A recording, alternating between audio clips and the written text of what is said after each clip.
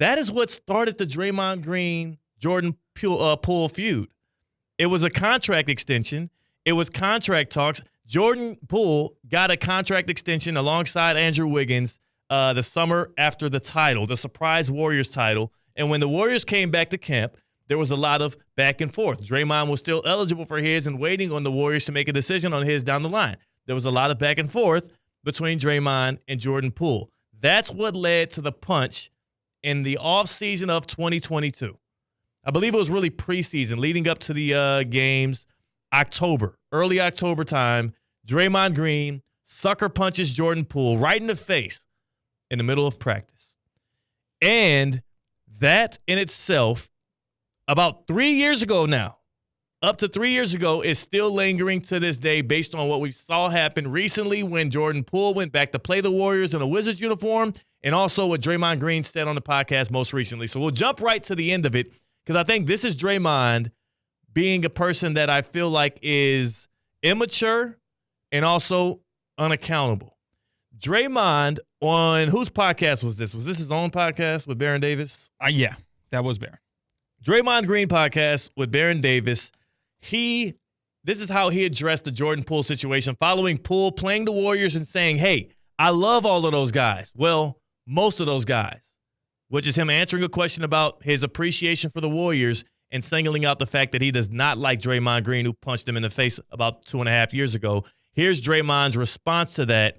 And this is also following him doing a tweet, right, C-Cat? Yeah, it was a really late-night tweet. Draymond Green just kind of in his feelings, and he kind of wanted to put the past behind and move on from that because he still had love. He was trying to still show there's still love there. It was a rough, checkered past, and why did he show that affection online? This is what Baron Davis got out of him on the podcast. It's been 3 years. Like, let's move on. You know, where's the love? We moved on. Like, we're supposed to move on, man. I really am sorry. Right. Like, you know, it was that statement was kind of like it was looking for some sympathy. You know what I'm saying? Like, I kind of keep wanting to make me out to be the bad guy. Move on, bro. Like, it is what it is. I'm sorry. Like, I shouldn't have punched him. But you know, it happened. Like. Let's move on, man. I even apologized to his parents because, you know, I got his dad popped off one time on the internet, and I went back at him because it was just like, bro, why are you popping off? That's corny, bro. Like, Draymond Green, of the many things he does, a lot of them I appreciate. Many of them I actually disgust me. The on the court antics.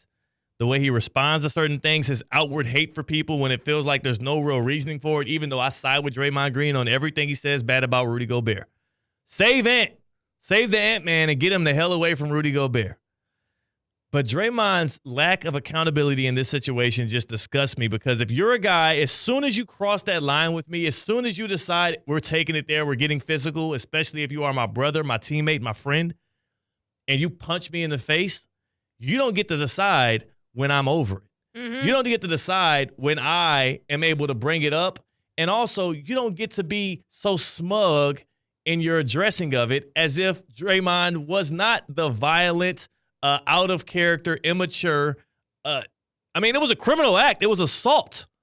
It was literally assault. Jordan Poole literally was a victim. And if you are the person who was the aggressor, you don't get to decide when the victim is cool with washing their hands of the situation. You shut the hell up and you let him do whatever the hell he wants to do because you were the reason why this all sparked off. Draymond Green has an accountability issue, and that probably dates back to things that he's been permitted to do, not just with the Warriors, but probably in college and down to his childhood days. That's deeply rooted in that dude's character, and I hate it. Yeah, I'm not a big fan. And you hit it spot on. Like, he can't say, like, oh, we can stop talking about it now. Like, you know, let's get over it. Like, it happened 3 years ago. Like, no. Well, yeah, you caused that. It'd be great for Draymond right now if we all moved on. Yeah. It'd be really convenient if you would shut the hell up about it. Yeah, sure it would, Draymond. Of course it would be great for you, Draymond, but Jordan Poole isn't missing anything out of life by holding this against Draymond. In fact, it's probably making Jordan Poole's life better that he's not letting bygones be bygones. I know at some point It is unhealthy to hold grudges, and yes, but let Jordan Poole make that decision, and it's not going to take Draymond Green walking up and saying, hey, let's forget about it. Water under the bridge. No, that's not when Jordan Poole is then to say, you know what, you're right. So here's the thing, too. It's not like Jordan Poole incited something or brought it up out of nowhere. He was asked about a situation returning to the Warriors organization. And what he said, he never even mentioned Draymond's name. He also never singled him out intentionally or purposefully. He said, I love all the guys over there. And then he clarified, most of the guys over there. Most of them. That can mean anything. That can mean he doesn't like Steve Kerr anymore. Yeah. It obviously probably means Draymond. I would probably not love the guy who knocked me out cold in a preseason practice. There it is. He doesn't have to love you. You want him to love you, too? You want him to say, oh, I love all the guys over there, especially Draymond Green. Love a good sucker punch. Like, what the hell do you want? Draymond is petulant. He's immature. He gets out of his character all the time because he's hyper emotional. And sometimes that's good for him. Like he's also a really elite basketball player and a great defender, one of the most versatile defenders we've ever seen. Hall of Famer?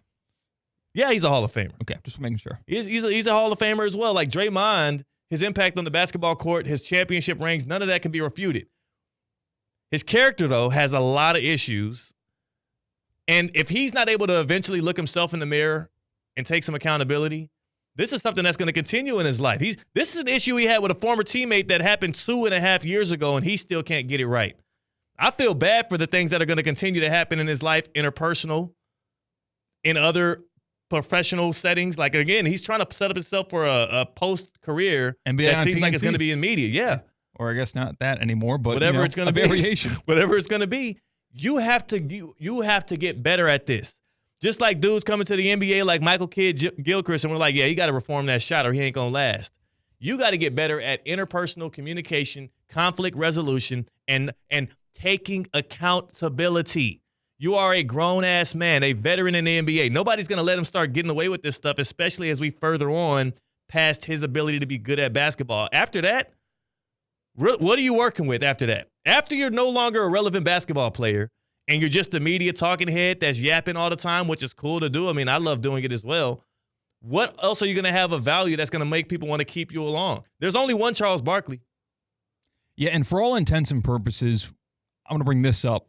We kind of joke around and say, like, this isn't really real life. We're not in the real world right now as radio people, entertainers, what have you. This is what we're doing for a living right now, where there are people that are pouring concrete, or there are people that are accountants, or there are people that have jobs that might matter more than what we do right here. We're kind of playing in the sandbox and entertaining people.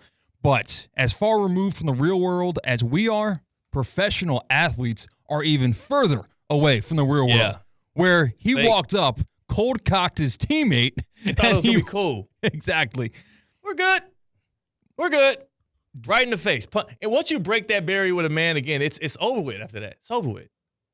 So, like, if he did get away with it, and you know what? Get away with it, suspension, whatever, it's satisfied because he's playing basketball right now. He did get away with it. Yeah.